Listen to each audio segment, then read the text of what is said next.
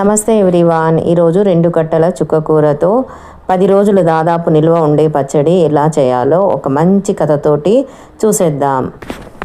చుక్కకూరను బాగా కడిగి కట్ చేసుకొని పక్కన పెట్టుకోవాలి. ఇప్పుడు స్టవ్ వెలిగించి బాండలు వేడయ్యాక అందులో 1 కప్పు ఎండుమిరపకాయలని వేయించి ఒక ప్లేట్లో పక్కన తీసుకోవాలి. అందులోనే 4 టీ స్పూన్స్ ధనియాలు, 2 టీ స్పూన్స్ జీలకర్ర, 1 టీ స్పూన్ మెంతులు యాడ్ చేసి సన్నని సెగ మీద దోరగా వేయించి ప్లేట్లో పక్కన తీసుకోవాలి.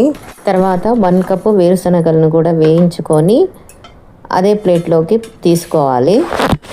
ఈ మిశ్రమాన్నంతా మిక్సీ జార్లో బరకగా గ్రైండ్ చేసుకొని పక్కన పెట్టుకోవాలి. ఇప్పుడైతే అదే బాండలిలో 4 టీ స్పూన్స్ ఆయిల్ యాడ్ చేసి 20 వెల్లుల్లి రెబ్బలను కూడా యాడ్ చేసి అందులో కడిగిన చుక్కకూరను కూడా యాడ్ చేసి అందులోనే వాటర్ ఫామ్ అవుతుంది. మనం ఏం యాడ్ చేయాల్సిన అవసరం లేదు.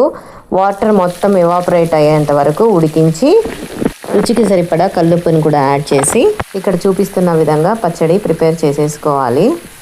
ఒక గ్రామం పక్కన ఎత్తైన కొండ ఒకటి, దాని అడుగున చిన్న చెరువు ఉండేది.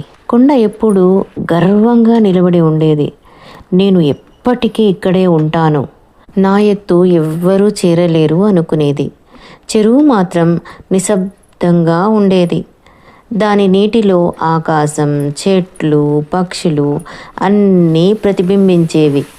ఒకరోజు కొండ చెరువును అడిగింది, నువ్వు ఎప్పుడూ ఇతరులనే చూపిస్తావు, నీకు నిన్ను నువ్వు చూడాలనిపించదా? చెరువు మెల్లగా చెప్పింది, నేను నన్ను చూసుకుంటే ప్రశాంతంగా ఉంటాను, ఇతరులతో నన్ను పోల్చుకుంటే అది నరకమే.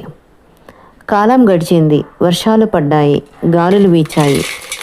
కొండ కొంచెం కొంచెంగా కరుగుతూ వచ్చింది. చెరువు నీరు మాత్రం నదిలో కలిసిపోయింది. అప్పుడే కొండకు అర్థమయ్యింది, శాశ్వతంగా ఉండలేము, ఉండిపోవాలని గర్వపడితే వాంఛలే నరకమవుతాయి. చెరువు మాత్రం తాను పోయేందుకు వచ్చానన్న ఇరుకతో ప్రకృతితో కలిసి ప్రవహించింది. అప్పుడు ప్రకృతి చెప్పింది, స్వర్గం నరకం ఎక్కడో లేవు, నీ గురించి నువ్వు తెలుసుకుంటే స్వర్గం, పక్క వాళ్లతో నిన్ను నువ్వు పోల్చుకుంటే నరకం, నీ జీవితాన్ని నువ్వు ఆస్వాదిస్తే స్వర్గం, ఇతరుల జీవితాన్ని చూసి అసంతృప్తిగా నలిగిపోతే నరకం.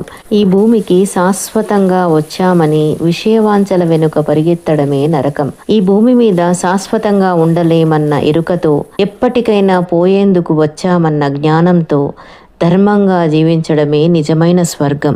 సరే, ఎంతో రుచికరమైన చుక్కకూర పచ్చడి రెడీ అయిపోయింది.